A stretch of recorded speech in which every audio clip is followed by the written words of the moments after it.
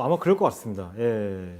저는 대학 때 아시는 분들은 뭐 아시겠지만 이제 뭐 데자보 서프라이즈 이런 약간 초기 인터넷 농객으로 좀 그때는 조금 나름 활동하시는 분들이 많지는 않았고 근데 어떻게 하다 보니까 좀 이렇게 뭐좀 이제 선도적으로 했다고 해야 되나 이렇게 하면서 그냥 정치에 원래는 좀 관심이 많았고 그래서 이제 김 대통령께서 이제 재임 말기하고 이제 노무현 후보 그러니까 민주당 경선이니까 다 그 언저리였었어요. 이 김대중 대통령에 대한 우호적 생각이 당연히 있는 그런 약간 농객 그룹들이 좀 형성이 됐었어요.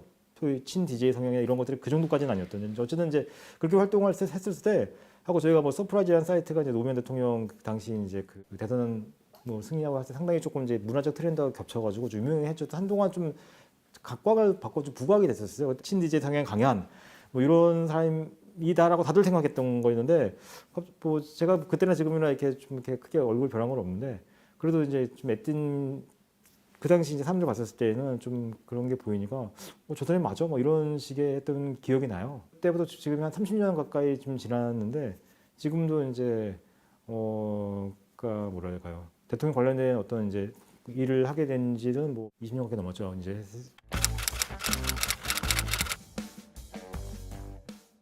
퇴임하기 전에 2002년도에 노사모의 자극을 받아서 DJ 로드라는 사이트가 만들어졌어요. 그러니까 소위 말하면 이제 김대중 대통령을 뭐 지지하는 뭐 사모하는 모임들. 이제 그때는 뭐 이분이 퇴임할 때였기 때문에 뭐 정치적인 어떤 뭐 동원 목적 이런 건 아예 없는 시절이었던 거였는데 그때 그 DJ 로드에서 이제 대통령 퇴임 모임을 하자고 제가 알기로는 대통령 퇴임하실 2003년 2월에 대구 지하철 폭파 사건인가 뭔가 큰 좀 전국적인 좀 이제 그런 참사가 있어가지고 퇴임식 자체도 되게 조금 그냥 본인 자체도 약간 좀 검소하게 또 이게 좀 화려하지 않는 그런 상태에서 하신 걸로 알고 있어요. 그러다 보니까 저희 그냥 지지자들이라도 조금 뭐 조촐하게라도 뭐 하는 게 필요하지 않겠냐 막 그때 그런 논의가 있어서 당시 주도하셨던 분들이 자택에서 한번 앞에서 조금 모임을 하자고 해가지고 아마 그분들이 조금 뭐 논의는 했었을 거예요. 그 당시 그런 분위기 때문에 하니 많이 아마 그랬던 것 같은데 어쨌든 이제 조촐하게도 안 할 수는 없다고 이런 거에서 어쨌든 해서 했는데 그러니까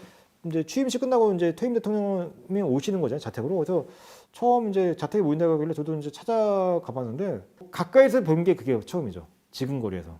물론 그전에 제가 유세 때 따라가 가지고 차에 계셨을 때 저 옆에서 뒤에서 한 10m 뒤에서 따라보고 본 적 있지만 그때는 10m보다 좀 더 가까이서 차 안도 아닌 이제 지근거리 한 4, 5m 앞에서 뵀나? 근데 그런 거고 실제로는 이제 뭐 인사도 하면서 좀 이게 이제 저의 존재를 알 수 있게끔 하는 모임은 아까 말씀드렸던 저희 구술사 작업을 하면서 물론 제가 그 전에 이제 일하게 되면서 뭐 모임에서 인사드리고 이런 건 있었지만은 뭐 그렇게 이제 그런 이제 원오브 되면서 하는 거였고 이제 이 책과 연관되는 이 구술사 작업을 2006년에 하게 되면서 제가 이제 이 구술사 작업의 집문지와 진행의 실무 책임자의 한 명으로 참여하게 되면서 뭐 직접적으로 뵙고 사실 인사도 드리고 뭐 말씀을 듣고 이런 기회를 갖게 된 것의 시작이었던 겁니다. 네.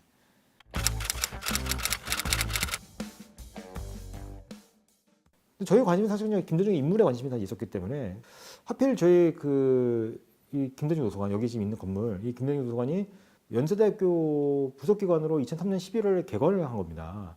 그 전에 이제 기증 절차 이런 것들이 이제 이루어지면서 개관을 하게 된 건데 저는 뭐 기증 절차 이런 것들은 그때는 알 수가 없는 거였고 개관했던 소식은 당연히 저도 학교에 있었기 때문에 알게는 됐었죠. 그래서 이게 뭔 일이지? 사실 속으로 이렇게 생각을 하면서 개관 이후에 저 몇 번 저 혼자 계속 왔다 갔다 했었어요. 그냥 그래서 이게 무슨 자료가 있을까? 해가지고 이런 생각으로 해가지고 그냥 그 논문 주제의 하나로는 생각을 좀 하고 있었죠. 하고 있다가 우연찮은 기회로 이제 2005년 초에 이제 국고 지원에 의한 기념 사업을 시작을 하게 되었고 저는 그때는 이제 코스석을 마무리할 때쯤이었는데 연구진들을 여기서 뽑았죠. 연세대학교라는 대학교에 이 기관이 설립될 수 있었던 이유는 김 대통령이 갖고 있는 여러 가지 이제 자료나 이런 것들이 학문적인 가치가 있는 것들이 많고 또 이분의 기록 이런 것들은 그 당시 다 수집된 게 아니었음에도 불구하고 학술 연구 성격으로 접근할 수 있는 부분들이 있는 거였었어요. 사실 그렇기 때문에 생전에 그것도 이제 그러니까 연세대학교라는 고등교육기관에 이 기관이 이제 설립될 수 있었던 배경이 되는 거거든요. 단순히 그냥 그런 것들이 적은 정치적 위상만 좀 있고 이렇게 한다고 했었으면 학교에 설립되는 거는 쉽지는 않았을 겁니다. 왜냐면 학교가 뭐 이렇게 정치적인 어떤 작업을 하는 기관이 아니잖아요. 우리 한국 현대사 인물로 현대사를 본다면 그러니까 특히 대통령 진행 인물로 본다면 이승만, 박정희, 김대중 사실 세 명을 꼽죠. 그러니까 그 한국 현대사를 만든 인물로서의 그 이제 3대 어떤 뭐 축 뭐 이렇게 한다면 또 자료도 그래요. 그러니까 학술적인 평가를 할 만한 되게 많은 자료들은 이제 이승만 대통령은 갖고 있고 또 그게 하필이면 또 저희 연세대학교에 또 이제 기증을 받아가지고 이제 이게 갖고 있는 것도 하나의 좀 특징이긴 한데 박정희 대통령은 이제 주로 이제 그 공공 기록을 통해서 많이 이제 자료들이 있는 거고 김대중 대통령은 그게 양쪽에 다 아우르고 있죠. 그 민주화운동 시기, 야당 시기 이런 시의 자료가 굉장히 많고 갖고 있는 그 영향력의 깊이나 넓이 이런 것들 뭐들이 뭐 사실 대단하고요. 물론 재임식 자료는 있지는 않지만 관련된 이제 그런 이제 학문적인 어떤 그런 평가를 쓰는 이런 영역들은 굉장히 많고 또 저희가 뭐 구술 자료나 이런 것들은 저희가 직접적으로 이렇게 체력해가지고 할 수 있는 부분들은 또 있기 때문에 이런 걸 봤었을 때 이분이 이제 차지하는 어떤 이제 역사 문화적인 학문적 유산은 이제 다대하죠. 뭐 그것들이 이제 학교에 설립될 수 있는 어떤 배경이 됐던 거고 저는 이제 그런 것들에 조금 주목을 해서 원래 관심도 있었고 연구하기로 마음을 이제 먹고 있는 찰나에 이 기관이 설립됐고 또 사업을 시작하게 되면서 또 그때 또 잘 인연이 연결돼 가지고 2005년 초부터 지금까지 거의 만 20년 가까이 이제 근무를 하게 된 거겠습니다.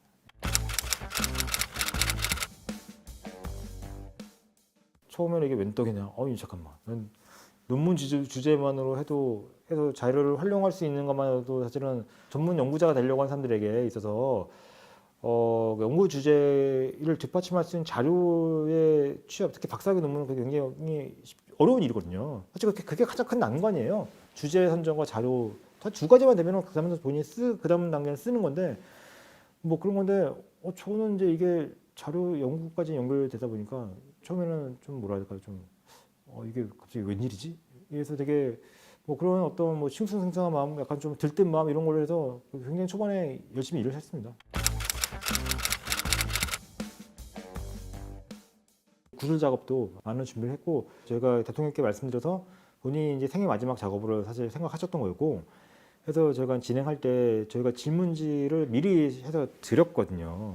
한 일주일 전에 항상 드렸고 한 번도 이제 그러니까 그 사전 준비 없이 오신 적이 없으세요. 철저하게 준비하고 오셨는데 저희가 이제 질문을 할 때 그 당시 기준으로 확인할 수 있는 모든 기록들을 사실은 다 해가지고 굉장히 좀 준비를 철저하게 했었어요. 특히 그러니까 앞시기, 그러니까 이분만이 증언을 해줄 수 있는 이분의 젊은 시기, 야당 초기 활동 시기 이런 것들은 했던 건데 대통령께서 뭐라고 말씀하셨냐면 아니 이런 것들을 어떻게 다 준비를 해서 해왔냐고 그래서 나를 완전히 발가먹고 이제 완전히 진짜 이게 삿사치 조사를 해서 이렇게 해온 거기 때문에 너가 뭐 긴장해야겠네 뭐 이렇게 약간 농담을 하시면서 굉장히 그 진지하게 많이 말씀해 주셨거든요. 그러니까 그 정도로 그러니까 저희가 이제 준비를 많이 했던 거였죠. 그래서 그때 아니었으면 이제 놓칠 수 법한 기록들을 많이 남길 수 있었다는 거에 대해서는 굉장히 큰 그러니까 보람으로 느끼죠. 그래서 이 책 작업할 때도 제가 그런 생각 많이 했고 뭐 이제 여기 이제 후기나 이런 것들도 그런 게 남겨 있긴 하는데요. 그런 좀 뭐 좀 특성은 좀 있습니다. 네. 설명을 드리면 그 책은 그 대통령께서 본인이 직접 쓰신 책으로는 마지막 자서전이 맞습니다. 제가 이제 이 책의 끝에 이제 김대중 대통령이 자전적 기록에 대한 이제 쭉 역대 기록들 이 책까지 포함해서 그러니까 이제 그 이력과 이제 경과와 성격을 쭉 분류한 부분을 마지막 장에 제가 이걸 해제의 한 부분으로 썼는데요. 그 대통령께서 이제 그 전에 했던 여러 이제 김대중 저로 나온 책들이 있지 않습니까? 이것들은 이제 본인이 아예 처음 냈던 책들을 예를 들면 일본에서 했던 이제 그 독자와 애추쟁의 책은 아예 본인이 다 쓰신 거였고 그 뒤에 나온 책들은 이제 구술을 해가지고 이제 그 뒤에 한 90년대 몇 종이 또 책이 나왔었어요.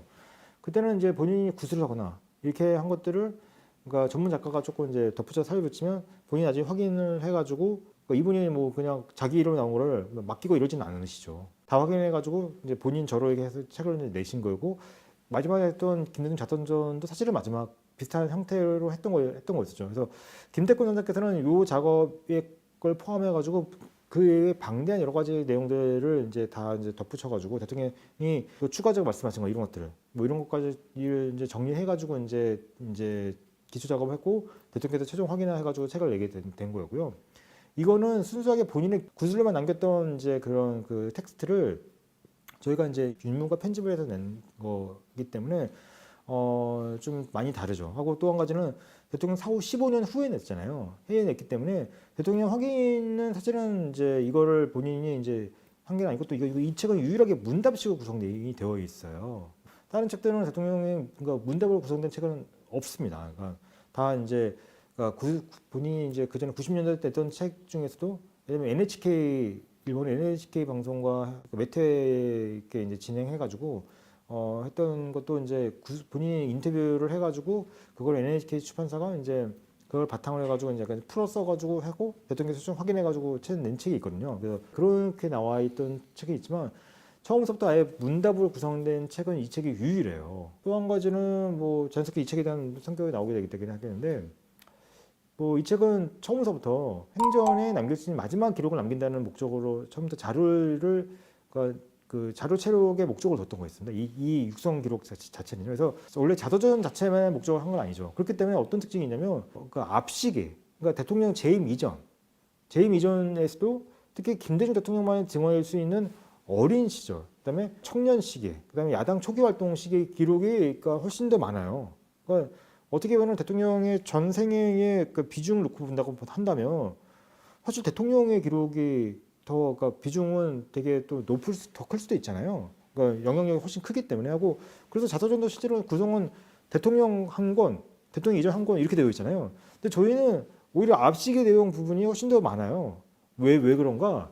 저희의 원래는 이거는 자료 기록을 남긴다는 목적으로 대통령께 이제 요청을 드려가지고 그 영상 기록을 체록한 거기 때문에 본인만이 말씀하시는 기록에 저희는 훨씬 더 이렇게 주목을 했던 거였습니다. 왜냐면 대통령 재임으로 가면 갈수록 다른 분들의 어떤 이제 그 대체 가능한 기록들이 나올 수가 있어요. 하고 또 이분이 저희가 이제 이 구술 체록을 할 때만 하더라도 일주일에 3번씩 투석을 하실 때 있었어요. 또 대통령께서는 진짜 활동이 없는 전직 대통령들과 달리 저는 사실 그 제 책이 성공한 대통령 김대중이라는 책인데 그 제가 썼던 이제 대통령에 대한 평가서로 했던 건데 이분의 성공한 대통령의 여러 가지 중 하나를 저도 모르겠냐면 성공한 유일한 전직 대통령이에요. 지금까지 보면.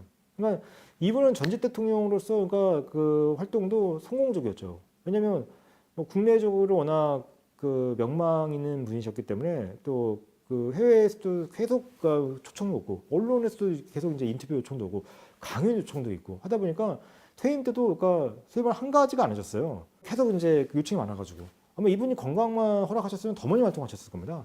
그러니까 일정을 그래서 계속 조절하고 이런 상황이었거든요. 그래서 옆에서 뭐 비서분들이 하시는 거 보면서 이제 뭐 건너서 봤기 때문에 그걸 다 소화할 수가 없는 상황이었죠. 이 정도로. 할 정도였기 때문에 저희 구술도 대부분 대통령께서 그렇게 중요하게 판단하셨기 때문에 무려 40일에나 할 수 있었던 거긴 했던 거긴 하거든요. 근데 저희가 사실은 그러니까 이런 걸 판단했기 때문에 저희가 지금 하려고 맘먹으면 거의 100시간 이렇게 해야 되지만 그렇게까지는 쉽지 않을 거라고 봐서 앞 시기에 중점을 둔 거고 결국은 대통령의 재임 시기의 기록은 많이 못했어요. 하다 보니까 저희 이 기록은 앞에 부분에 훨씬 더 이게 비중이 이제 많이 이렇게 그 차지하게 되는 거거든요. 그래서 뭐 그런 측면이 있어가지고 이 책이나 이 저희가 했던 영상 기록, 구술 체록 자체는 김대중의 어떤 초기 기록을 좀 더 이해하고 파악하는 데는 아주 유용한 자료가 되는 거였었죠. 그래서 전략 자체가 왜 앞시기 부분에 초점 맞췄던 거였습니다.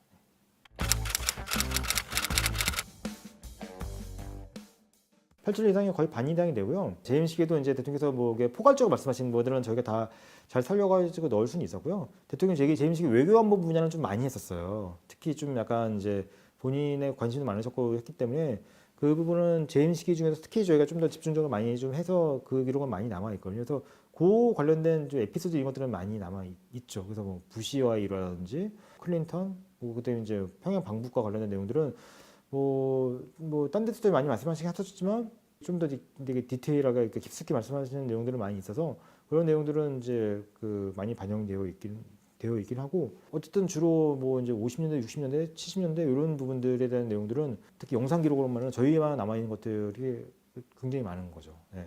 납치사건 이런 것들은 사실은 많이 말씀하셨기 때문에 저희 기록과 다른 데 기록에서 차이는 사실은 그건 별로 많지는 않을 텐데 그 외에 저희는 이제 그것들을 연계시키면 또 일체망명, 이 일체망명이 납치사건이 연결된 거거든요. 1차 망명에 대해서 딴 데서 그 한국 딴 기록도 있느냐? 제가 알기로는 없어요. 그건 저희에만 기록이 있는 거죠. 그날 저게 많이 생각을 하다가 일본에 망명하기로 결심한 거예요. 또 망명하면 언제까지 계속될지도 모르고 여러 가지 신변 문제도 있고 그렇게 했지만 그러나 국내에서는 누구도 한마디도 말을 못하는 거니까 누군가 밖에서라도 얘기를 해야겠다. 근데 그게 연결돼야지만 사실은 이 납치 사건의 어떤 의미나 성격에 대한 정확한 그 이제 이해와 해석이 가능하거든요. 그런 측면에서 보면은 이제 뭐 저희 영상 겪고 요 책에 들어가 있는 내용들 이런 것들의 가치가 굉장히 큰 것들이죠.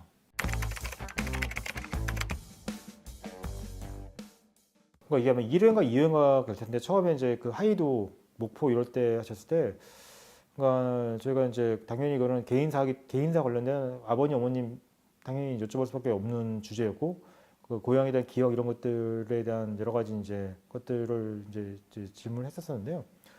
특히 이제 어머니에 대해서 이제 그런 대통령의 그 애틋한 심정 이런 것들 물론 아버님도 마찬가지세요. 근데 이제 특히 이제 어머니께서 이제 본인 교육이나 이런 것들에 좀 더 그 어머니의 결단 본인은 그러니까 본인 말씀을 한번 해서 저희 여기도 남아 있는 거지만 그때 어머니께서 이제 목포로 나오기로 결단하지 않으셨으면 오늘 나는 없는 거다 이렇게 말씀을 하셨었거든요. 거기서 자기가 안정된 생활하고 있는 그 농업이라든가 뭐 여러 가지 자산 놔두고 그러고 목포로 나올 결심한다는 것은 그건 보통 결심이 아니었거든요. 그 어머니 그가 그런 결정 안 했으면 나는 오늘날 나는 없는 거지. 그래서 이제 본인이 이 작업하셨을 때는 저희가 이제 저희 이 촬영하기 전에 이게 나의 마지막 기록이라 말씀을 하셨었어요. 그렇기 때문에 본인의 개인적인 내용도 그러니까 이제 이게 만약에 마지막에 판단하셨겠서 이제 어떻게 보면 이제 그 본인 어머니께 남기던 마지막 이제 내용이 될 텐데 그렇게 말씀하신 부분들이 되게 좀 이제 애틋한 기억들, 뭐 음식기에 대한 이제 어떻게 보면 이제 그 추억들, 그 부드러운 내용들에 관한 것들이 사실 저희가 이게 구술사기 때문에 가능한 게 그러니까 보통 언론 인터뷰를 하면 그런 것들은 안 물어보죠. 그러니까 하드한 주제, 되게 현안의 주제 이런 식으로 가기 때문에 그러니까 이런 것들을 그래서 영상적으로는 저희밖에 남아있을 수밖에 없는 성격인 거예요. 또 이제 장소 자체가 그런 컨셉으로 세팅도 되어 있었고 그래서 본인이 그런 부분들을 되게 그러니까 뭐 평생 수많은 뭐 이렇게 인터뷰를 하셨지 않겠습니까? 그렇지만 그런 것들을 되게 담담하면서도 이런 이제 그런 그 기억들을 되게 사적이면서도 서정적인 주제까지 이렇게 가리지 않 그 주제에서도 되게 감성적인 어떤 표정과 말투가 그대로 살아있는 그런 어떤 이제 증언을 남겨주신 분들은 되게 그 자체가 우선 되게 인상적인 것 같은 거예요. 그게 이제 그게 대상은 이제 어머니에 대한 부분들이 그럴 거고, 그다음에 이제 어린 시절의 뭐 추억들. 지금도 생각난 것은 일제시대에 이제 식량이 부족해가지고 모두 굶주리고 그랬거든. 간혹 너 이리 와 그러고 한쪽 구석방으로 데려가서 그 떡을 만들어지 떡을 해서 먹이고 그 자식들에 대한 그 애정이 그렇게 강했어요. 그 돌아가신 첫 번째 부인에 대한 그런 부분들은 굉장히 마음 아파하셨던 부분들을 되게 많이 말씀을 해주셨었죠. 그래서 특히 이제 그 가정 형편이 어려워졌었을 때 50년대에 그런 것들을 이제 본인이 정치에 정계에 투신만 하지 않았으면 그런 고생도 하지 않았을 거고, 그랬으면 이제 그런 어려움까지 겪지 않았을 거라고 이렇게 본인이 사실 뭐 그렇겠죠. 왜냐면 사업으로 워낙 큰 성공을 거두셨던 분이 그러니까 어떤 대의를 위해서 하겠다 해가지고 정계에 투신하시면서부터 개인적인 고난이 시작된 거였던 거기 때문에 그건 본인의 선택이 그러니까 대의에는 이제 역사의 발전과 큰 대의, 그러니까 우리 그 사회 발전, 정치 발전, 역사 발전에는 크게 기여하신 거지만 따지고 보면은 가족과 주변 개인에게는 사실 고통의 연속과 그 피해가 이렇게 이어지는 사실은 그런 이게 이제 어떻게 보면 이렇게 그 진짜 이렇게 비대칭이 심했던 거죠. 그러니까 80년 이제 내란모 사건 때 조작 선거 때 이제 첫째 아드님이신 김홍일 의원이 그런 고문을 이기지 못하고 이제 그런 극단의 선택을까지 하게 되는 과정. 그래서 이제 그건 큰 나중에 이제 그런 장애까지 얻게 되는 이런 과정도 사실 본인의 어떤 선택에 결국에 다 가족들 피해를 보게 되는 것들인 거잖아요. 그래서 그런 장면들을 묘사하신 분들이 계속 있죠. 그래서 그런 부분들을 할 때도 저도 되게 사실 울컥 하지 않을 수가 없죠. 왜냐면 이제 그런 것들을 가감없이 말씀해 주셨기 때문에 그런 게 있고요. 여하튼 난 지금도 저 생각하면 참 감사하고 미안하고 정말 가슴이 아픈 심정이에요. 내 하나 어떻게 보면 한데 많은 주변 가족들을 희생시켰다 하는 생각이. 그다음에 그러니까 수많은 그러니까 죽을 고비란 것들은 이제 저희가 당연히 다 질문을 했었죠. 전쟁 때, 한국 전쟁 때, 그다음에 이제 자동차 테러 사건, 그다음에 이제 납치, 사형 선고 이런 순간에 대한 질문을 드렸었을 때, 그러니까 저도 아직은 뭐 저는 그런 경험을 해본 적이 사실 없고, 이제 저는 뭐 그 개인적으로 당연히 이제 저희 부모님 돌아가시고 이런 것들을 가까이 지켜본 적은 있었지만, 제가 직접 그런 경험을 해본 적은 사실 저는 없거든요. 없는데 그런 것들을 겪은 분만이 말할 수 있는 그 표정이나 이런 것들이 사실 있죠. 그러니까 아 저게 사선을 넘어온 사람이 아니면 할 수 없는 표정과 말이다. 이런 것들이 진짜 그건 딱 느낌이 올 때가 있어요. 그 일반 어떤 글을 통한 묘사의 어떤 전달력을 훨씬 뛰어넘는 그런 이제 그 가치가 있고 그 파급력, 호소력이 있는 것들인데 그런 것들을 이제 본인이 그 말씀하실 때마다 저도 이제 간접 체험이지만 그 김대중의 역사적 인물을 이해하는 데에 굉장히 큰 도움이 됐다고 하나 이런 건 사실 좀 있었습니다. 그래서 단적으로 이제 87년 단일화했었을 때 사실 저희가 그때 저희는 그러니까 이게 학술 연구기관이다 보니까 대통령이 사실 심기경호를 하진 않거든요. 그러니까 그분이 어려워할 것 같은 질문도 저희는 사실 하는 겁니다. 사실 하는 거고 대통령께서는 사실 그걸 끝나고 난 다음에도 그러니까 역시 이렇기 때문에 그러니까 이제 본인이 학교라는 이제 객관 연구 그 시설에 그러니까 기증한 거에 대한 어떤 이제 본인도 이제 보람을 느낀다는 말씀도 하셨었는데요. 그러니까 이제 촬영 끝나고 난 다음에 저희는 그 단일화 실패가 사실 되게 뼈아픈 순간이잖아요. 그래서 그때 경과에 있는 기록들을 갖고 저희가 사실 이제 가감없이 저희가 질문을 다 넣었었어요. 본인이 근데 되게 진짜 그거는 정말 질문이 인상적인데 그때 여기에 있었던 거죠 아마. 어쨌든 입장하시잖아요. 입장하시면은 대부분 표정 밝게 들어오시거든요. 본인이 보시기엔 저희 관장님도 그렇고 저 같은 경우 저는 아예 그냥 뭐 아들뻘도 아니고 한참 이제 거의 뭐 손자뻘에 가깝고 뭐 저희 교장님 같은 경우도 거의 이제 막내 아들뻘 정도 되는 이런 정도 이렇게 차이가 나는 젊은 연구진들이 와가지고 이렇게 진행을 하셨는데 하다 보니까 되게 어떻게 보면 좀 되게 이뻐 보이시겠죠. 그래서 되게 그러니까 밝은 표정으로 항상 들어오시는데 그날은 제가 지금도 기억하는데 이 87년 대선 때 질문을 하셨을 때는 딱 들어올 때부터 굉장히 긴장하시면서도 뭔가 작정한 듯한 그런 표정으로 들어오셨어요.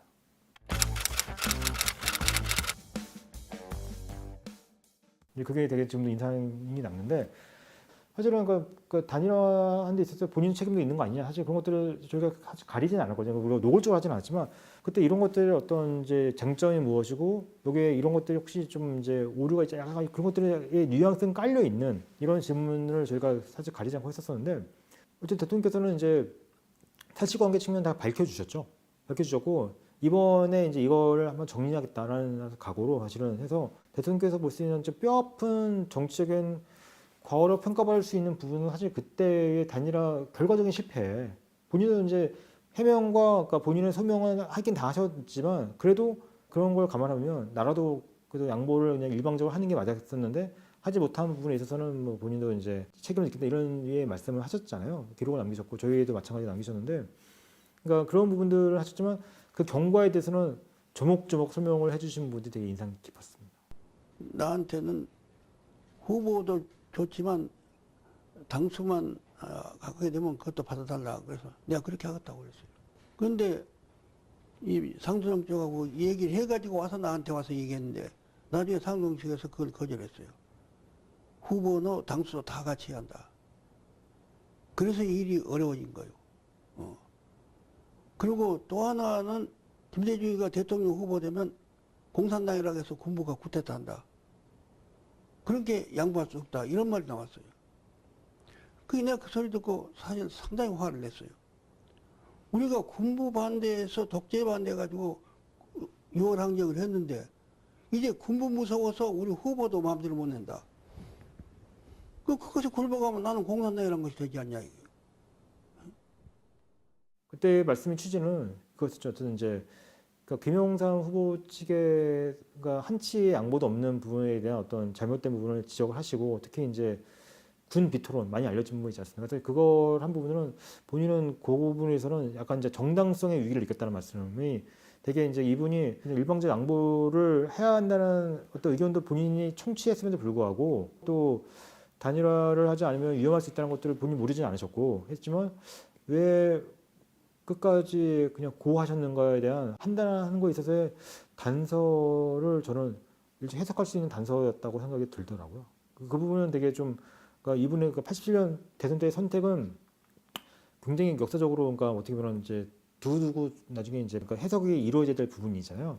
사실 김영삼 총재의 평가는 그러니까 선택은 그렇게 복잡하진 않아요. 그분의 선택은 우선 내가 나가야겠다는 입장이었던 거가 확실한 것 같아요. 그냥 김대중 후보가 나오면 안 된다라는 거를 뭐 군 비토론이라는 걸 그걸 뭐까지 이제 제기가 되는 상황에서는 그러니까 내가 나가는 것이 필요하겠다 이런 판단을 그분은 굳이셨던 거고 뭐 양보 안 하면 나도 나라도 무조건 나간다 이런 판단을 하셨던 거고 이제 그분 나온 대로 뭐 설령 이제 이렇게 분리돼 나간다 하더라도 내가 될 수도 있다 이런 판단은 뭐 양측이 다 하는 부분이 있긴 하겠지만 어쨌든 한다는 건데 김대중 대통령 즉 김대중 대통령 본인은 군 미트론의 어떤 이런 부분을 약간 정당성의 위기로까지 느낀 부분은 맞는 것 같아요. 그래서 이렇게 이런 상태에서 자기가 후보를 사퇴하게 되면 그러니까 그걸 용인하게 되는 것이고 이렇게 될 경우에는 이제 본인을 대표하는 이제 소위 재야 그러니까 좀 더 이제 약간 좀 그 진보적인 어떤 이제 또 민주화 운동까지 훨씬 더 헌신을 많이 했었지만 어떤 이 대표할 수 있는 세력들의 뭐 이 목소리나 혹은 어떤 정치적인 어떤 이제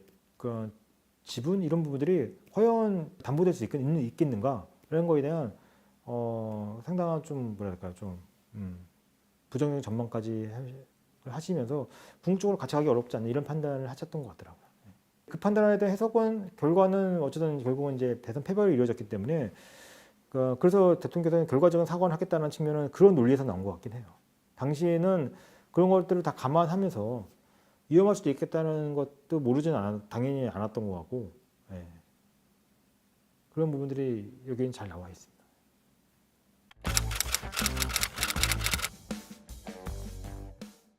대통령께서 이제 망명을 선택하시는 것 과정 자체가 사실은 어떻게 보면 저는 되게 좀 영화 같다는 생각이 사실 좀 들어요. 그거는 제가 이미 번역돼 나와 있어서 제가 이제 질문을 여쭤봤을 때도 이제 그거에 잘 살려 있는데요. 당시 이제 일본의 마이니치 신문 기자가 김대중 대통령의 이제 이 유신 선포서 했을 때 상황을 묘사한 게 이제 일본에서는 이제 그게 기록가 남아 있었어요. 김대중 납치 사건을 전모라는 책에 이제 그 70년대 나온 책이죠. 그게 번역돼 있어가지고 제가 그걸 찾아봐가지고 대통령께서 되게 놀라셨었거든요. 그때 상황을 본인도 이제 하신가 되게 지금 되게 차분하게 그러니까 이분이 고개를 끄덕이시면 다 기억 안 돼 이런 말씀이시거든요. 더군다나 저게 질문지 먼저 들었기 때문에 이제 그런 것들이었던 건데, 그러니까 되게 비장한 각오로 사실은 이제 망명을 선택하신 거였었죠. 그러니까 생각을 해보면 가족들은 다 한국에 와 있고 이분은 이제 박정희 정권이 총통제, 그러니까 유신 독재와 같은 조치를 취할 거라는 거는 예상했었지만 그 시점은 본인이 예상보다 빨랐다고 말씀하셨거든요. 실제로 이제 그래서 준비가 없이 오셨죠, 당연히.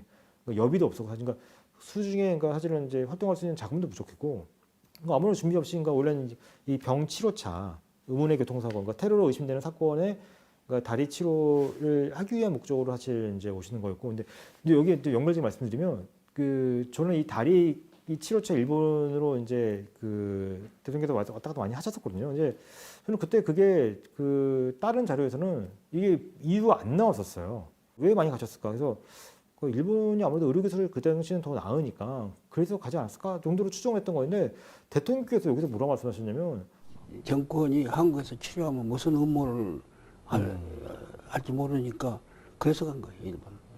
그러니까 72년 뭐 아시다시피 이제 5월 8대 총선 전날 무안에서 이제 광주로 가시는 이제 도로에서 갑자기 이제 교통사고 당하셔가지고 이제 다리에 큰 부상을 당하셨는데 구사일생을 살아나셨던 거지 않습니까? 근데 하다가 이제 치료를 받으셔야 되는데 대통령께서는 뭐라고 하시냐면 그러니까 이 치료를 받는데 받는 데 있어서 그러니까 받는 도중에 뭔가 잘못될 수도 있기 때문에 본인이 안전한 일본으로 갔다고 말씀하신 거였어요.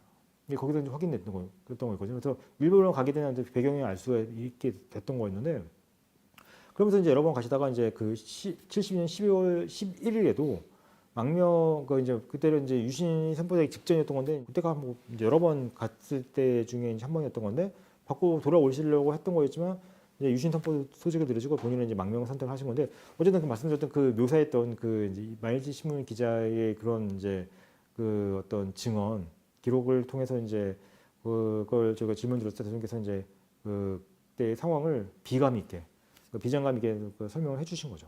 네.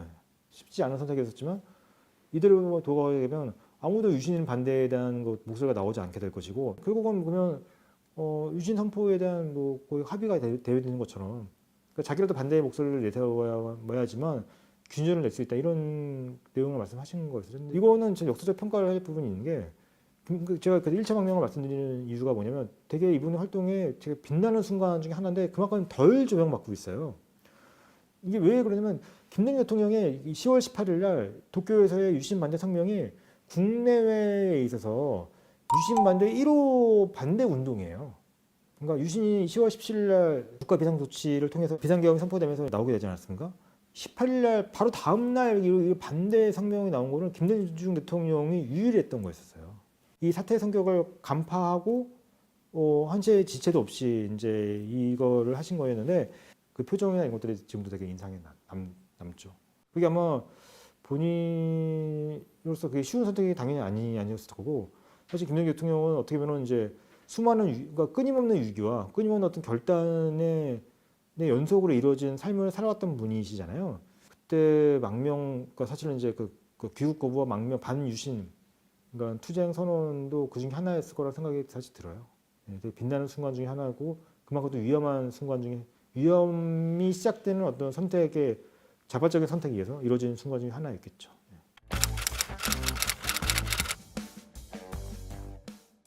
네, 2006년 10월인가 또 2006년부터 2007년까지 그러니까 만으로는 1년이 좀 안 됩니다. 10개월 될 것 같아요. 10개월 정도 됐을 거고요. 장소는 여기 그러니까 이제 여기 보시면 대통령께서는 여기 앉으셨습니다. 그러니까 저희가 탁자가 있어서 이제 요 탁자에 이제 질문자와 그다음에 이제 관계자들을 좀 배석을 하셨고요. 여기와 그다음에 사저, 자택의 응접실 그래서 반반 정도 될 겁니다. 그래서 장소는 딱 두 군데였죠. 질문지는 저희가 항상 일주일 전에 먼저 드렸습니다. 일주일 전에 이제 딱 해서 그 이제 비서실 통해서 이제 드렸고 대통령께서는 그 한 번도 그걸 빼놓고 그러니까 준비 안 하고 오신 적이 없으세요. 왜냐면 본인이 이제 저희가 드린 질문지를 갖고 오시는데 펼쳐 놓은 거 보면 항상 메모하신 게 보였어요. 사실은 그분 본인 내용이고 다 아시는 내용들이잖아요. 그래도 불구하고 거기서 또 메모를 해오시는 거 보면서 이게 참 보통이 아니구나 이런 거를 제가 좀 알 수 있는 하나의 어떤 작은 에피소드라고 생각이 되고요. 뭐 진행은 저희가 이제 그 시간은 대부분 1시간 정도였어요. 그러니까 이제 보통 처음에 그 비서실을 조율할 때도 대통령께서 이제 좀 고능이셨기 때문에 그러니까 많은 시간을 전부 다 할애할 생각은 없었고 1시간 내외라고 했는데 하다 보니까 딱 그 정도로 맞게 됐었어요. 근데 가끔은 일정 때문에 그러니까 이거 건강 때문에 못 하신 적도 있고 오히려 저희가 투석 날짜는 피해서 했었어요. 그러니까 근데 해외 일정 이런 것 때문에 제 생각에 한두 번 몇 번 정도는 투석 이후에 한 적도 있긴 있었어요. 분명히 있었는데 근데 그때는 확실히 컨디션이 안 좋으셨어요. 그러니까 저희는 뭐 대통령 직접 오시는 입장은 아니었기 때문에 투석하셨을 때는 원래 공식 일정이 없거나 없고 거의 없고 안 잡는다고 하셨고 그냥 사저에서 자택에서 이제 좀 뭐 외빈들이 좀 너무 그러니까 긴급한 경우만 조금 뵙고 이런 정도로 이제 하는 경우였는데 저도 이제 그럴 때 말씀드렸던 것처럼 이제 저희 도서관 관련된 보고라든지 이런 때로 몇 번은 뵌 적은 있었는데 확실히 투석하시고 난 다음에 표정은 좋지는 않으세요. 약간 좀 얼굴도 다 부어 있고 좀 그런 거 보면 좀 마음은 좀 아팠죠. 그러니까 저는 좀 거인이 그래도 이렇게 참 그 시간의 어떤 무게 그리고 이제 이렇게 노쇠하신 모습은 또 어쩔 수 없다는 생각 때문에 사실 좀 마음 아프다고 했었는데 그럼에도 뭐 흐트러진 모습 보이고 이러지는 절대 않으셨고 구술하실 때는 최대한 어떤 본인의 어떤 그런 기억력을 최대한 살리시면서 이게 다 잘 응해 주셨고요. 그렇게 해서 저희가 40일에 42시간 26분 정도의 기록을 남길 수가 있었고 진행하기 전후에도 그러니까 여러 말씀들을 많이 해주셨죠. 그래서 어떤 이제 당시 뭐 정치적 현안이라든지 주로 이제 국제 문제에 대한 본인의 말씀들을 많이 좀 들려주시고 그래서 그런 것들을 듣는 것도 되게 좀 즐거움의 하나긴 했었죠.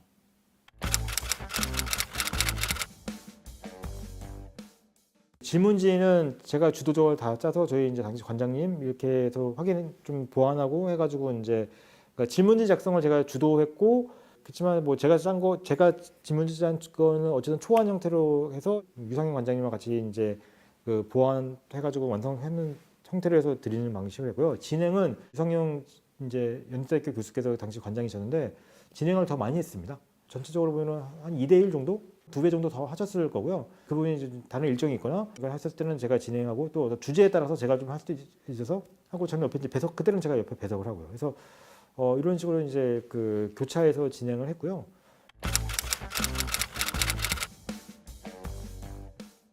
당시 이제 장비로서는 나름 이제 좀 이렇게 할 수 있는 만큼 최대치의 어떤 장비를 저희가 좀 렌트를 해가지고 저희가 좀 협조를 받아가지고 진행했던 거였습니다. 저희 갖고 있죠. 네.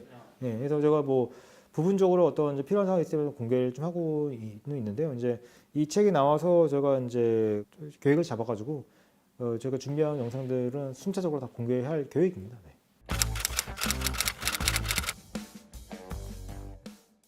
2002년 2월일 겁니다. 2월에 부시 대통령과의 정상회담을 본인이 가장 생각하는 성공적인 정상회담을 평가한 부분이 되게 좀 놀라웠습니다. 이 구슬이 이렇게 나와 있거든요. 왜냐면 대통령께서 그러니까 수많은 뭐 회담이나 이런 것들을 한두 번 하신 게 아니잖아요. 하고 성공한 회담이라고 할 수 있는 것들도 굉장히 많았고 근데 왜 그 부시 대통령과의 회담을 그렇게 성공적으로 되게 의미 있는 회담으로 이렇게 기억하셨을까라고 제가 사실 반문을 해봤거든요. 연구자 입장에서 이분이 그러니까 본인 임기 안에 어떻게든 이제 2000년 6.15 회담을 통해서 형성된 남북 관계의 전환과 그다음에 미국과 북한과 관계 개선할 수 있는 이런 이제 한반도 질서의 대변혁 이거를 본인 임기 안에 상당 부분 이렇게 완성까지는 안 되더라도 궤도에 올려놓고 이렇게 물러나야지만이 이게 이제 제대로 갈 수 있다 이런 판단 이런 어떤 그런 되게 절박한 심정을 가졌던 거였고 그걸 할 수 있는 절체절명의 기회가 오히려 2002년 그 이제 부시와의 마지막 회담, 부시가 방한했을 때 회담이었다고 생각했던 것 같아요. 그래서 몇 날 며칠 동안 이제 준비했다고 말씀하셨고 전목다님까지 다 해서 부시를 설득했다는 말씀하셨던 이유가 사실 그런 배경이 있었다고 생각이 들더라고요. 그러니까 본인이 여기에서 말씀하신 게 가장 이제 의미 있는 회담으로 평가를 하신 이유가 그러니까 그런 게 아니었을까라는 생각이 들더라고요. 그래서 실제로 그날 회담이 정말 극적인 성공을 거둔 건 맞거든요. 왜냐하면 부시 정부 자체가 그러니까 네오콘 정부라고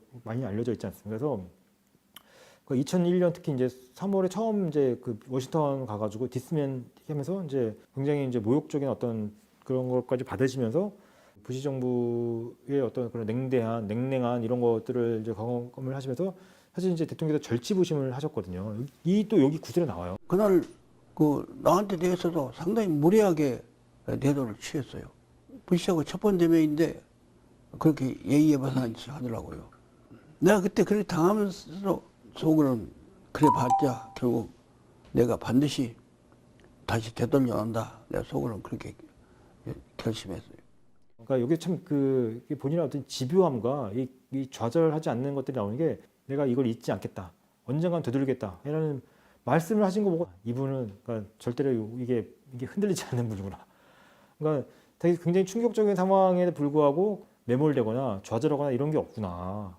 그러니까 그게 그 전에 뭐 감옥 가고 뭐 이렇게 사형선고 받고 이럴 때도 마찬가지고 뭐 대통령 대수도 마찬가지고 또 이게 대통령 있을 때도 사실 또 연세가 꽤 또 되셨잖아요. 흔들림이 없고 좌절이 없는 끝까지 뭔가 이렇게 일어서 가지고 다시 일어서서 하는 이런 진짜 오뚜기 같은 분이고 중단 없는 어떤 전진만 있는 그런 삶을 살아왔다는 걸 느꼈던 게 그 회고에서 제가 또 느꼈던 부분이었어요.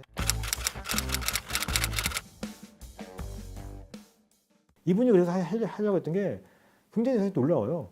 토니 블레어. 그러니까 유럽에서 가장 큰 동맹은 영국이잖아요. 아시아에서 최고 동맹은 일본이잖아요. 그래서 김대중 대통령이 하려고 했던 거는 유럽에서는 영국을 통해 가지고 부시를 좀 선택해 보려고 했고, 근데 이거는 성공하지 못했어요.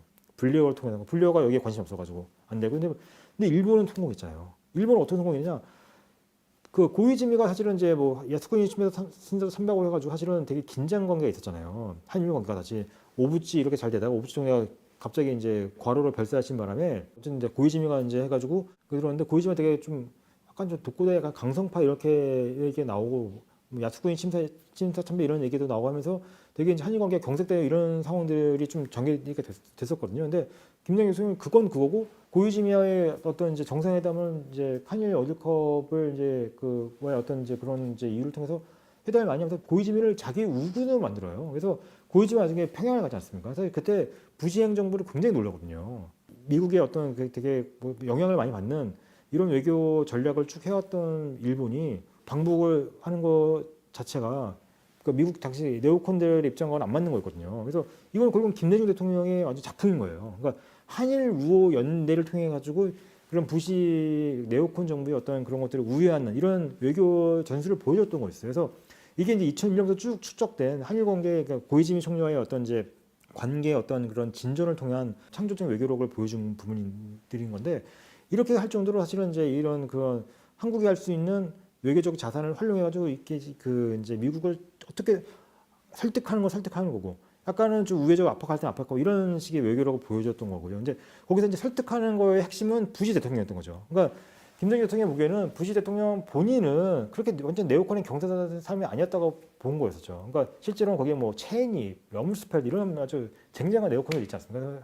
뭐 이런 사람들이 있던 건데 어쨌든 대통령은 또 부시인 거고 그래서 부시 대통령을 설득해서 어떻게 이것들을 좀 바꿔보겠다는 판단으로 그 전략으로 2002년 2월에 특히나 그때 이제 그 전에 연두교서 때 부시 대통령이 악의 축 발언을 했었지 않습니까? 그래서 이 경색된 이 상황 속에서 이 그 남북 관계가 사실 2001년에 이제 그런 그 디스맨 발언 이후로 그 부시 행정부가 되게 이제 대북 관계 자체도 되게 조종하고 이런 모습 보니까 사실 북한도 되게 미온적인 태도를 보였었거든요. 그래서 2000년에 진전돼도 한반도 어떤 정세가 2001년에 되게 딱 그냥 정체가 돼버렸었어요. 악화되고 이런 것도 아니고. 게다가 9.11 사태가 터지고 2002년 1월에 뭐 9.11 사태와 아무 관계없는 북한까지 넣어가지고 부시 대통령이 악의 축 발언을 하다 보니까 이게 이제 한반도 정세가 이게 이제 이게 정치된 관계가 악화될 수 있는 상황으로 이제 될 상황이 되다 보니까 되게 굉장히 그 당시에 이제 큰 우려가 많이 나왔던 시점이었는데 김정일 대통령은 이제 본인 임기 마지막 해가 되기도 하고 할 때 이거를 이제 반전시키는 게 필요하고 하지 않으면 2000년에 이루어졌던 이 관계가 완전히 무너진다 이렇게 봤던 거였죠. 위기감도 느끼면서 부시를 이제 만나가지고 할 때 공화당 정부의 영웅이라고 할 수 있는 레이건 정부의 대소련 정책, 레이건 되게 반공 주제에도 불구하고 소련은 이렇게 강력한 반공 정책을 취하는과 동시에 고르바초프라는 이런 사람들과의 회담이나 이런 걸 어떤 개혁 개방을 유도함을 통해서 결국은 소련이 무너지지 않았냐 이런 식의 이제 논리를 통해서 해가지고 이제 부시 정부의 어떤 그런 북한에 대한 이제 부정적 인식을 완전히 바꿀 수는 없으니까. 그러니까 그러니까 북한을 저런 식의 어떤 문제 있는 상태를 바꾸게 하기 위해서는 결국은 그러니까 그 레이건 대통령이 했던 방식대로 하는 것이 맞다 이런 식의 설득 전략을 하니까 이 사람이 그러니까 부시가 하니까 뭐 그러네 하고 자기네들이 영웅을 생각하는 레이건 대통령의 경우 결국은 자기 아버지가 사실은 레이건 정부의 부통령 아니었습니까? 조지 그러니까 허버트 부시 하니까 거기에 이해되면서 정탄 장관 때 이게 나섰지만 이게 원래 그 뭐 이게 나중에 단독 회담만 있는 게 아니었는데 단독 회담이 길어지고 이렇게 하면서 그때 이제 완전 바꿔져 버린 거였어요. 그래서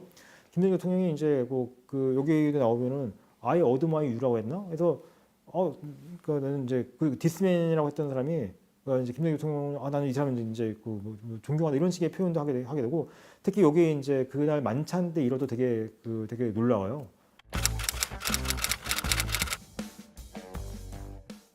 그러니까 만찬을 되게 이제 그때 조촐하게 좀 했었나 봐요. 했었는데 당연히 대통령과 같이 이제 모여서 얘기를 하겠죠. 얘기를 이제 같이 하는데 우연찮게 종교 얘기가 나왔나 봐요. 부시 대통령이 먼저 김정일 교수한테 종교가 어떻게 냐 물어보는데 대통령은 천주교, 여사님께서는 감리교 신자시잖아요. 근데 부시 대통령이 아마 감리교였나 봐요. 부시 대통령이 쪼크로 뭐 여기는 뭐 종교 전쟁이 없냐 이런 식의 이제 주장이니까 뭐 그건 잘 응대하시면서 감리교 얘기를 대통령께서 이제 거기서 딱 감리교의 배경이나 이런 것들 의미에 대해서 쭉 이제 거기서 말씀을 하셨는데 부시 대통령이 그러니까 본인 종교도 그러니까 그러니까 거기에 대해서 굉장히 그러니까 좀 놀라면서 그러니까 김정일 대통령을 정말 이제 달리 보게 되는 그래서 이제 어쨌든 그때 회담이 그러니까 이런 아까 그 이제 공식적인 회담과 이런 아까 사교 모임에 이렇게까지 쭉 하루 연장 전체가 완전 다 성공작으로 됐던 거죠. 그래서 이제 그 부시 정부의 정책이 180도 바뀌진 않은데.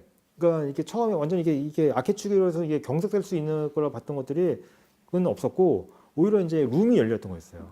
그러니까 부시 대통령이 이제 그걸 좀 열어주니까 해서 룸이 열리면서 당시 그러니까 북한에 다시 특사를 보내가지고 북한도 다시 이제 호응에 나오고 일본과의 관계도 이제 아까 통해가지고 이렇게 돼가지고 당시 또 이제 미국에 있는 그 그 유일한 비둘기라 볼 수 있던 콜린 파월 이런 사람들이 좀 힘도 내고 하면서 움직임이 만들어진 이렇게 해서 2002년도에 다시 한반도 외교가 한반도 평화 프로세스가 이렇게 활성화됐던 거였던 거거든요. 그게 이제 결국은 그런 와중에서 이제 고이즈미 총리가 이제 북한까지 와가지고 이제 북한과 일본과의 이제 공동 평양 선언까지 나오게 되면서 굉장히 또 이제 새로운 전기가 마련될 뻔하다가 네오콘들이 이제 고농축 우라늄 사건 문제를 이제 불거지게 만든 거 아니겠습니까? 그래서 결국 이제 파탄으로 가게 되는 이제 이런 롤러코스터를 타게 되는 이게 되게 안타까운 그러니까 결국은 극적인 반전과 결국은 다시 이제 이게 악화되는 상황이 반전되는 상황이 됐던 건데 어쨌든 대통령께서는 이제 최종적으로는 성공하지 못했지만 그때 이제 이런 그 위기 상황을 긍정적인 상황으로 이렇게 바꾸게 될 수 있게끔 한 그런 계기가 됐던 2002년 2월에 그 부시와의 서울 정상회담 이 부분을 그 되게 본인의 어떤 그 역대 수많은 회담의 성공적 회담으로 꼽았던 부분이 되게 인상적이었던 거고요. 그래서 난 그 사실 흔히 하는 말로 젖먹은 짐까지 다 해서 거기에 대처했어요. 그리고 지금 회고해도 내가 사람 설득하고 외교하는 데 있어서 그때가 가장 어려웠고 또 그때가 가장 극적인 성공을 했다고 생각을 하고 있어요. 근데 그게 말씀하신 시기가 또 중요해요. 그게 2007년에 구술했을 때의 얘기인 건데요.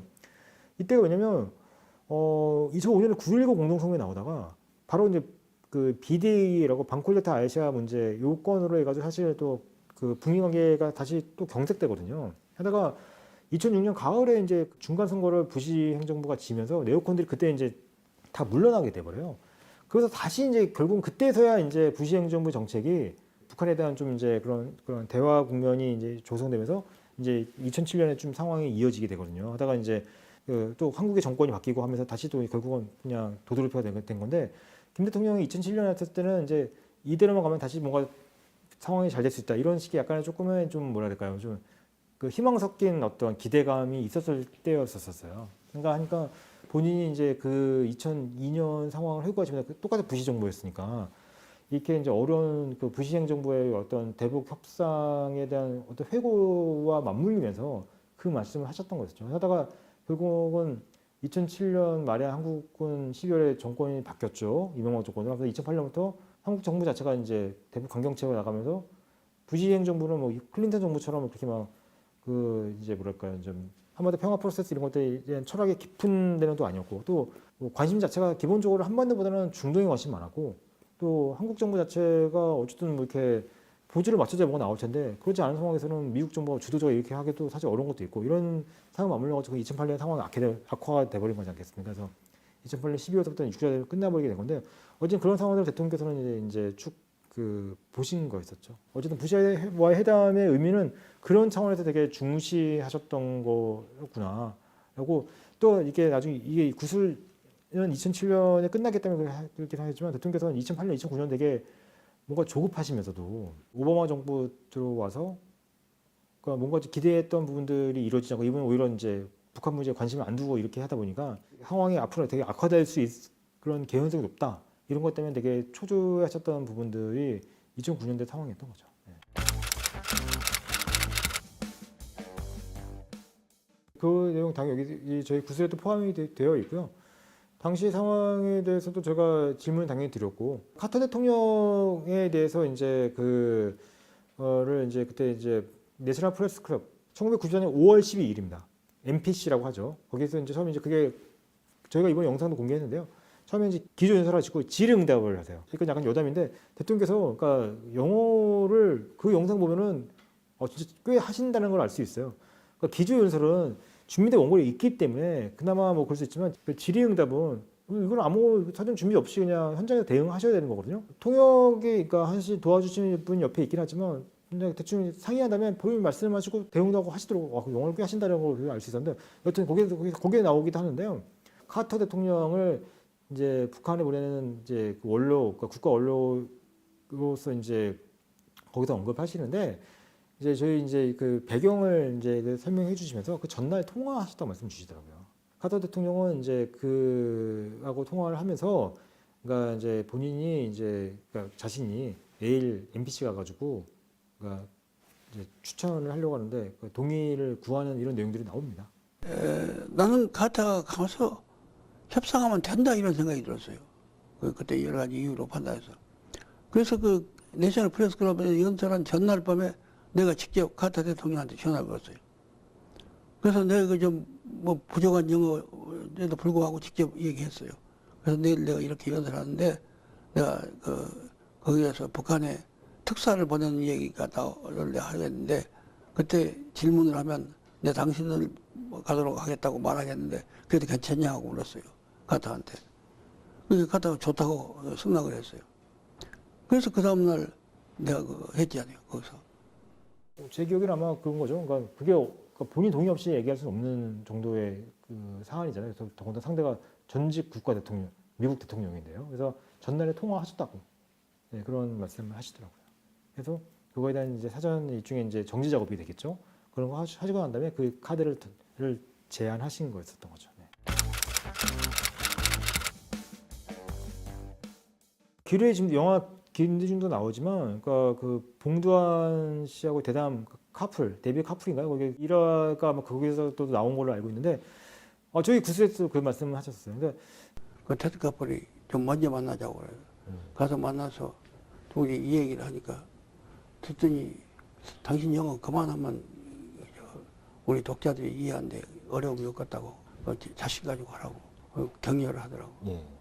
저희가 남아있는 영상들 몇 개들이 있거든요. 그거는 꽤 기본적인 것들은 하세요. 근데 참 대통령께서 놀라우신 거 뭐냐면, 그러니까 이런 거죠. 그러니까 어차피 자기한테 물어볼 수 있는 주제는 비슷하다는 거죠. 하고 자기가 말하려고 하는 것도 비슷한 거고. 그래서 이제 그런 것들 처음에 이제 제일 처음에 아마 그런 위주로 준비하셔서 대응하셨을 것 같고, 근데 거기 그 MPC 94년도 그때는 제가 보면 약간 놀랐던 거는 농담을 좀 하시더라고요, 영어로. 근데 그거는 그러니까 기조연설이 아니라 질의응답을 하실 때 켈빈 클라인이라는 회장이 질문을 했었을 때, 그러니까 이제 뭐 그걸 영어로 응답하시는 부분인 건데 그걸 농담을 하신 거 보고 그러니까 상당히 이제 또 그걸 미리 준비하지 않았어요. 그걸 미리 좀 준비하실 수 있는 표현은 아닌 것 같거든요. 그러니까 상당히 준비를 하신 거구나. 그러니까 이래서 그런 거 보면서 사실 되게 놀랐습니다. 왜냐면 이분이 영어를 뭐 공부하신 거는 60년대부터 하셨다는 그런 증거는 있어요. 76년에 처음 감옥을 가셨는데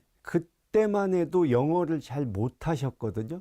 근데 감옥 생활 2년 하신 후에는 영어 그 참고서를 놓고, 제가 그때 중3이었는데 제 영어 실력을 테스트하실 정도로 감옥에서 배운 독학한 영어로, 그 정도로 굉장히 학구적이셨죠. 증언이 있는데 주로 감옥에 사셨고, 이런 거 보면 참 하고, 특히 이것도 영어와 관련되는 얘기라고 한다면, 이건 그 이제 다른 연설절에서 보면 나오는 건데, 동포들, 그러니까 해외 동포들 중에, 특히 재미 동포들 중에 한인 커뮤니티에서 살면 영어를 잘 못하시는 분들이 이미 계신가 봐요. 근데 그런 거 보면서 이분이 뭐라고 그때 그 연설을 하신 거에 보면은 그러지 말라고. 그럼 영어도 안 늘고 오히려 이제 미국 사회 와가지고 오히려 이제 적극적으로 이제 거기 뭐 이렇게 해서 이제 한국도 알리고 하려면 미국 사람들하고 같이 교류하고 이런 것들이 필요하긴 한데, 자기가 와서 보니까 이런 이제 그 편하다고 해가지고 한인 커뮤니티에 있어가지고 영어도 안 늘고 이런 표현을 하신 것들이 있거든요. 근데 대통령께서 그러니까 그런 것들도 보시면서 이제 캐치해서 말씀하신 거죠.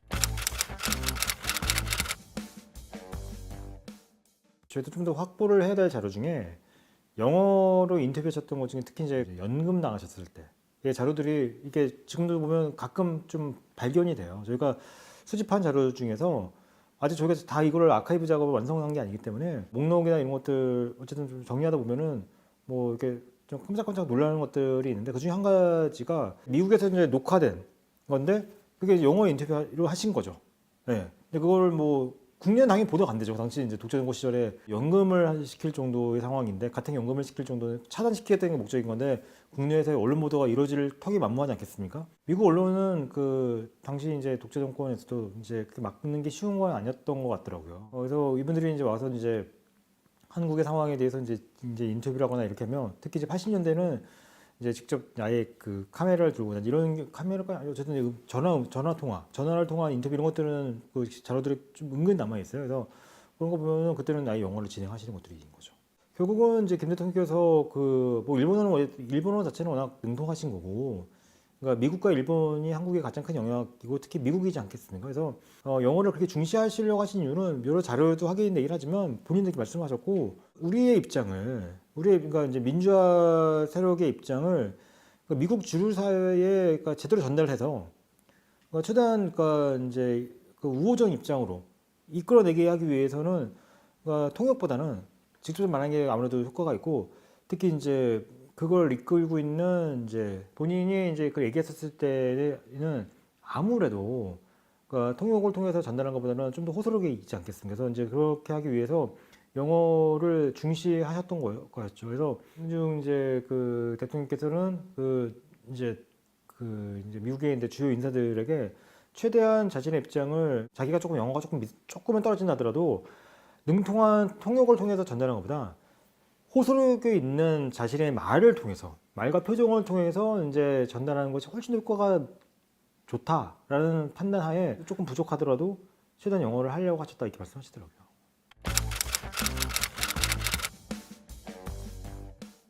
사실 뭐 냉정히 말씀드리자면 대통령께서 과오로 갈 수 있는 분들이 사실 별로 많지도 않아요. 많은 건 그러니까 뭐 이게 그 역사 기록을 남길 만한 것들로서 이렇게 뭐 여러 개 있는 것도 사실은 아니기도 하고요. 그래서 저희가 그걸 따로 꼭 집어가지고 일부러 막 질문하고 이러지는 않았었고 87년 부분이 사실은 저희도 굉장히 어려운 부분이었었고 했지만 꼭 이렇게 남아야 될 부분으로서 이제 그 부분은 당연히 이제 넣으려고 사실 저희도 작심을 하고 있는 상황이었었고요. 곤혹스럽고 언페어했지만 네. 그래도 내가 대국적 입장에서 양보하면 양보할 수 있는 명분과 그 조건만 되면 양보하려고 했어요. 나머지는 사실 없었습니다. 그래서 이제 특별한 건 없었고 대신에 본인이 아쉬워하시는 이런 부분들에 대한 것들은 이제 많이 말씀하신 건 있죠. 여러 개 말씀하신 건 있죠.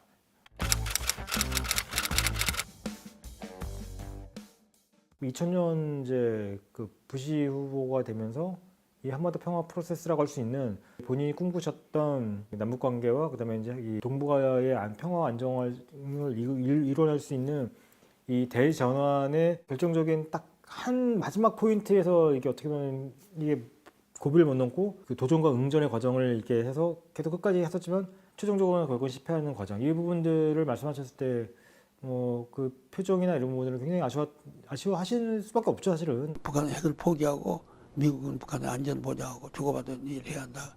그 같은 얘기라. 그래서 북한이 핵이 필요 없게 만들어 주어라. 그러면서 핵을 포기하라 해라. 그럼 또 북한은 할 것이다. 그리고 국제사회에 나와서 북한도 벌어먹고 살게 해주어라. 그런 것이 내 주장인데 94년부터 한 것인데 지금까지 온 거죠. 본인이 그 민주화 운동 하실 때 사실 그분이 이렇게 말씀하셨거든요. 본인 그러니까 민주화의 과제는 결국은 통일을 위한 거다. 여기에 통일하는 그러니까 평화 통일을 말씀하신 거고 그분은 어떤 우리의 통일의 과제라는 것이 결국은 민족적인 문제제, 국제적 문제를 말씀하셨기 때문에 결국은 이제 이 지역의 어떤 전체적인 어떤 새로운 그 평화 안정 질서 속에 한반도의 평화와 통일 이렇게 항상 그 염두에 두셨던 거여가지고 이런 거대한 비전을 사실 어떻게 보면 이게 진짜 정치를 하셨을 때부터 꿈꾸오셨고 이 험난한 민주화 과정을 이렇게 그 투쟁을 이렇게 하셨던 것도 결국 이걸 하기 위한. 근데 외교는 결국은 대통령 되지 않으면 못하는 거잖아요.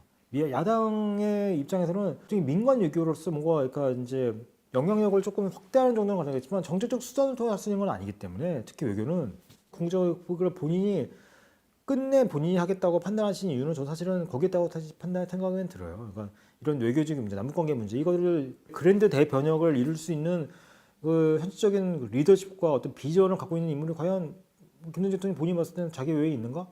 저는 사실 거기에 가장 이분의 정계 복귀 이유도 거기 있다고 생각이 사실 들어요. 그때가 이제 94년도 제네바 합의 통해서 이제 그 남북 관계가 완전 그 북미 관계도 개선될 수 있는 결정적인 계기가 마련됐던 시점이었던 거잖아요. 그래서 김 대통령이 계속 말씀하신 게 그러니까 이분이 되게 통찰력이기도 한데 북한과의 미국과의 중국과의 관계가 계속 우호적일 수 없다고 이분은 보신 거였어요. 이거는 이분이 굉장히 선견지명의 해안이거든요. 90년대도 그렇고 이분은 특히 81년도에 옥중서신에 쓰실 때도 81년이면 그들은 중국이 이제 미국과 수교한 지 2년밖에 안 됐을 때였어요.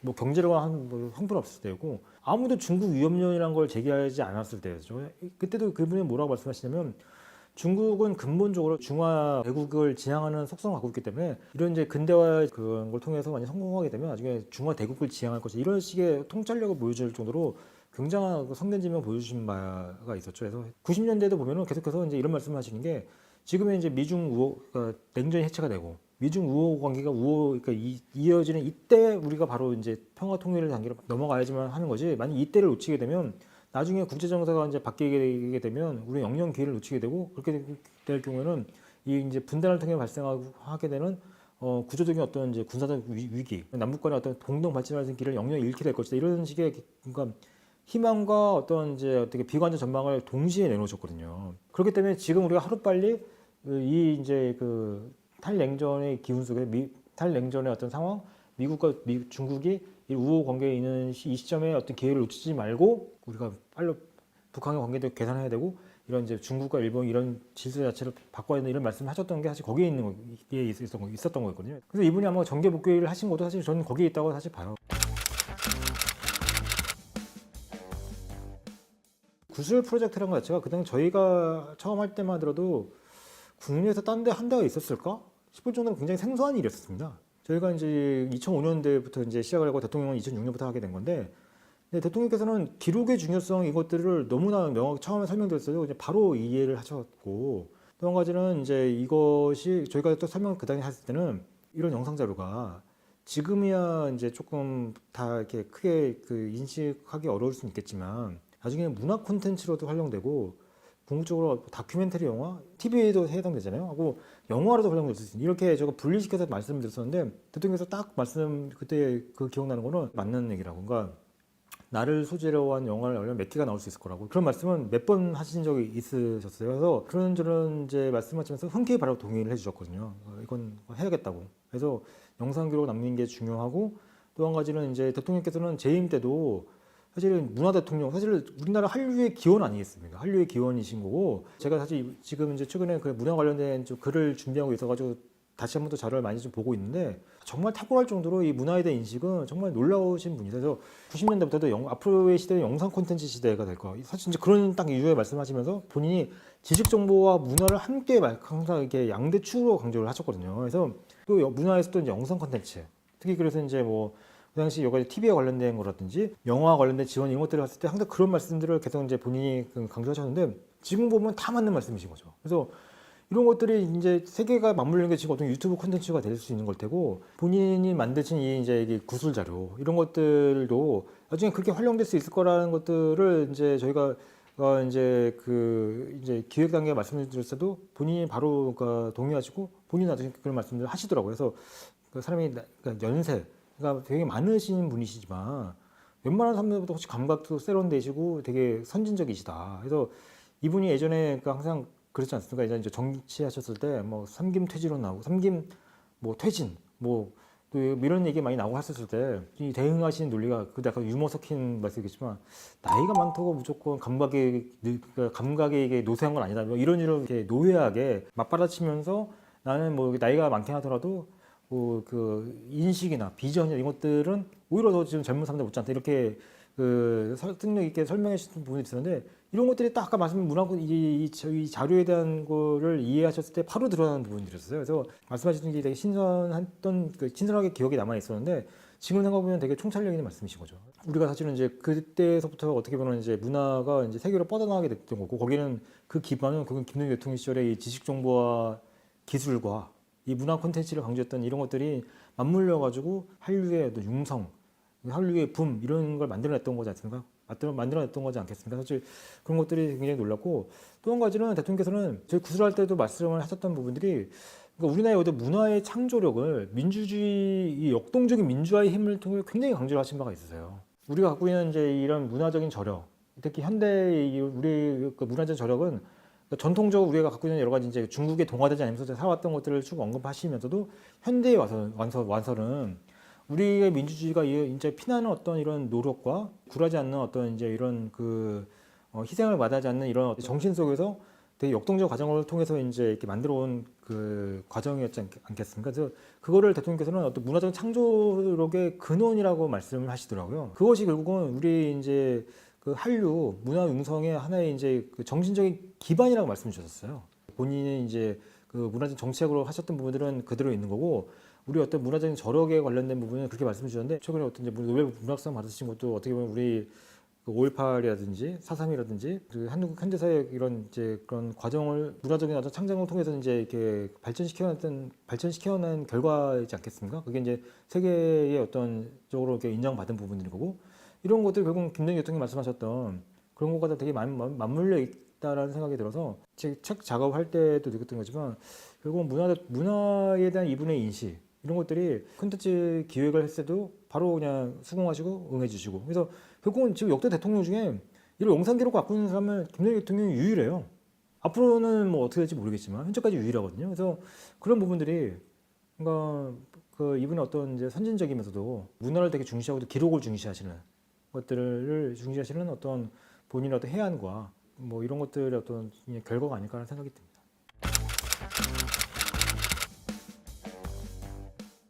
저 책은 이제 사실은 김대중 대통령의 평가서입니다. 그 평가서의 목적은 이제 우선 어떻게 평가할 거냐라는 측면에서 이제 성공한 대통령이라는 측면, 그러니까 성공한 정치가라는 걸로 간 거고요. 거기에 내용은 구체적으로 이분이 했던 모든 정치적인 역정의 이 결과물들을 생각했던 이제 민주주의 인권, 그다음에 정책적인 측면에 여러 이제 주제별로 다 해서 상당히 좀 나름대로 좀 체계적으로 정리를 한 그 첫 번째 종합적 결과물이라고 생각이 드는데요. 여기서 성공한 대통령이라는 평가를 한 이유는 뭐 사실은 그 제가 봤을 때는 이거는 그냥 사실 객관적 진단이라서 저는 판단도 들고요. 또 한 가지는 그러니까 왜 그러냐면 우선 제가 앞에 서문에서 적었지만 김대중 대통령은 한국 현대사에 그러니까 굉장한 큰 영향을 준 인물이지만 우선 너무 저평가 받고 있죠. 저평가를 받고 있고 어떻게 보면 또 많은 내용들이 알려져 있지도 않아요. 그러니까 그건 이제 무평가가 되겠죠. 그다음에 이런 부분들이 결국은 이제 이분에 대한 전반적 인식을 낮게 하는 그런 부분들이 결국 이분의 평가가 왜곡된 평가가 그대로 이어지게끔 만드는 이런 식의 또 잘못된 현상의 고착화를 낳게 하는 이런 원인이 된다고 좀 판단을 해서 이분의 어떤 이제 성과를 그러니까 이제 그 성공한 대통령이나 그러니까 성공이라는 컨셉으로 충분히 이제 그 해석할 수 있다라는 어떤 이제 판단하에 그럼 근거가 있어야 되지 않겠습니까? 막연히 그냥 뭐 그런 거 없이 주장만 해버리면 그거는 이제 그냥 선전선동에 불과하게 되는 것들이잖아요. 그래서 객관적으로 딱 보자 해서 제가 말씀드린 민주화운동 과정에서 여러 가지 이제 역할들. 그래서 우리나라의 민주화 이행, 그러니까 민주화 투쟁의 과정이 얼마큼 어려운 과정이었고 이분이 거기서 어떤 판단을 내렸고 어떤 전략을 내었던지를 역사적인 자료를 통해서 쭉 그러니까 객관적으로 서술을 한 겁니다. 거기에 보면 굉장히 정교한 과정들이 이루어졌던 것을 사실 알 수가 있어요. 그래서 단순히 이분이 뭐 고생을 했다. 이런 정도로 설명할 수 있는 부분이 아닌 거죠. 그러니까 거기에 그 녹여 있는 수많은 어떤 그 지략과 전략과 용기와 어떤 이런 신념 이런 분들이 단적으로 말씀드리면 이 행동하는 양심은 행동하는 양심이라는 아주 유명한 표현 갖고 있는 이 그 민주화운동 시기에 이분의 어떤 현실 진단과 전략적인 파고 이거 간단한 개념이 아니거든요. 그냥 단순히 멋있으라고 한 말이 아닙니다. 거기에 있는 이제 우리나라 어떤 민족 세력들이 처한 위치 여기서 어떤 이제 그러면 선지적으로 움직여야 되는 지식인과 정치인들이 무슨 태도를 취해야 하는 것인가, 그다음에 정치적으로 동원하기 위한 어떤 과정 속에서 무엇이 필요한지 이런 것들에 대한 되게 이제 전략적 사고들이 다 녹아져 있는 이 표현들인 거고 그런 것들이 사실 너무나 많이 있어요. 근데 이런 것들은 사실은 우선 모르죠. 사실 그러니까 모르기 때문에 우선 평가가 안 되는 것들을 저는 이제 수많은 자료를 통해서 이제 알게 된 부분도 있고. 이런 것을 통해서 이제 객관적으로 저는 뭐 그러니까 기본적으로 학자이기 때문에 자료를 통해서 이제 그래서 보시면 이 책의 그 주석이 어마어마하게 달려 있습니다. 그러니까 주석이 많이 달렸다는 얘기는 그만큼 그러니까 기존 연구에 대한 철저한 그 고증 자료에 대한 검토를 해서 난 결과물이라는 걸 보여주는 거거든요. 그렇기 때문에 사실 주석이 그만큼 중요해요. 근데 제가 그래서 일부러 미주를 각주를 달면 너무 많아질 것 같아요. 미주로 해가지고 뒤에 보시면은 책에 엄청나게 달려 있는데 그렇게 할 정도로 해서 이건 철저하게 그 객관적인 연구를 통한 거다. 그 연구의 결과가 성공이라는 얘기인 거예요. 그러니까 이제 그게 뭐 제가 말씀드린 것처럼 너무 경우가 많기 때문에 이 책에 대한 설명만 하더라도 한 뭐 몇 시간 말씀드릴 수 있기 때문에 그거 할 수는 없지만 그런 어떤 이제 과정을 통해서 성공한 정치가라는 이제 규정을 해석을 이끌 수 있다라는 것들을 민주화 운동 과정, 외교 과정, 뭐 경제 분야, 그다음에 이제 여러 가지 이제 국정에 대통령이 됐을 때 여러 가지 부분들을 다방면을 거쳐서 다 하나씩 그러니까 미시적으로 분석할 건 다 분석하고 이걸 거시적 해석을 이제 해가 통해서 보여줬을 때 과연 그러면 이 인물이 해왔던 것들을 봐라. 이걸 보면은 이게 과연 성공이라는 어떤 대통령이라는 규정이 과연 타당하지 않은 것인가? 라고 했을 땐 누구든 동의할 수 있는 거다라고 이제 판단이 되기 때문에 자신 있게 성공한 대통령이라고 표현을 한 거게 된 거고요. 거기에는 이제 전략적인 목적을 본다면 인물 자체가 갖고 있는 너무 저평가된 측면 자체는 이 인물을 대변했던 가치가 있지 않습니까? 이분은 정치가이기 때문에 단순 지식인이 아니고 결국 정치적인 어떤 동원을 통해서 합심을 통해서 뭔가 해서 해온 그 대변하는 부분이기 때문에 이 대변하는 세력의 어떤 입장과 그것이 아직 풀어지지 않은 부분이 있으면 일종의 해원하는 역할을 할 수 있는 부분들이 있는 거고 그러니까 그런 것들이 다 맞물려 있는 거죠. 그러니까 개인 김대중이 아니기 때문에 그런 역사에 대한 일종의 이제 뭐 그런 그러니까 제재를 찾기 이런 부분들이 이분의 성공한 대통령이라는 어떤 규정을 통해서 이루어진 부분이 있겠고 좀 더 현실 정치적인 측면을 가져게 된다면 결국 민주 진보 진영의 이분이 사실상 가장 태두격이 되는 인물인 거고 전반적으로 봤었을 때 사실은 그 성공한 대통령이라는 평가가 이루어지는 부분 대통령이 사실 거의 없죠. 우선 그러니까 개인적 불행한 대통령도 너무 많고 성공이라는 개념 자체가 우리의 평가 자체는 굉장히 낯설어요. 정치 전반으로 본다면 오히려 뭐 실패한 대통령이라고 하면은 뭐 이렇게 하는 게 아마 태반일걸요. 그래서 저는 그러니까 이건 김대중 대통령 개인도 있지만은 아니 우리나라에도 성공한 대통령이 있다.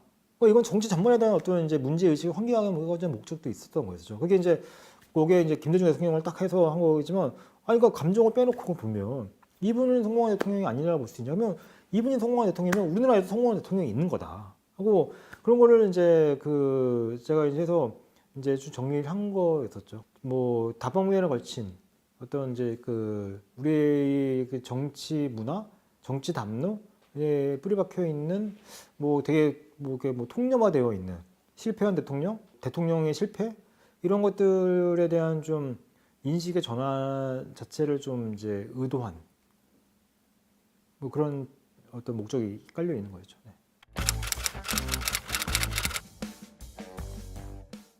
학자로서 또 김대중 대통령 연구 자료를 이제 계속 이제 연구하고 이렇게 하는 입장에서 이제 말씀드리면 성공한 대통령 김대중과 현대사라는 책에서 또 이제 김대중 대통령이 왜 저평가를 받고 있는가의 한 원인 중에 하나로 이분에 대한 이제 컨텐츠들이 많이 알려지지 못하고 있다. 많이 생산되지도 못하고 있다. 또 하나 있는 것도 제대로 알려지지 못하고 있다. 이렇게 서술한 바가 있었어요. 근데 지금은 많이 나아졌죠. 특히 이제 이런 방송도 이제 해주시는, 만들어서 하는 것도 옛날에는 사실 조금 상상하기 힘들었던 일들인데 그러면서 되게 좀 이제 긍정적인 그런 쌓인 이제 그 흐름들이 나오고 있는 거는 되게 좋다고 생각이 되긴 하는데 저 개인적으로는 그런 이제 김대중 기록물, 뭐 사진, 문헌, 특히 음성, 동영상 뭐 굉장히 많이 있어요. 이런 것들이 공개될 수 있게 하는 데 있어서 좀 사실 좀 뭐 그런 재정적인 어려움들이 많이 있는데 이게 진짜 공공재로서의 성격이 워낙 강하니까 이게 할 수 있는 좀 기반이 마련됐으면 좋겠고요. 기록과 자료의 측면에서 본다면 이렇게 이제 그 측면이고 또 한 가지는 이분은 정말 연구할 주제가 많죠. 이제 연구자로서 또 김대중 기록물에 대한 뭐 어쨌든 제가 뭐 제일 많이 받고 많이 다루고 계속 또 해야 될 입장에서 그런 계통 쪽에서 이제 미력이나마 최선의 노력을 다할 그런 뭐 각오와 다짐을 갖고 있습니다.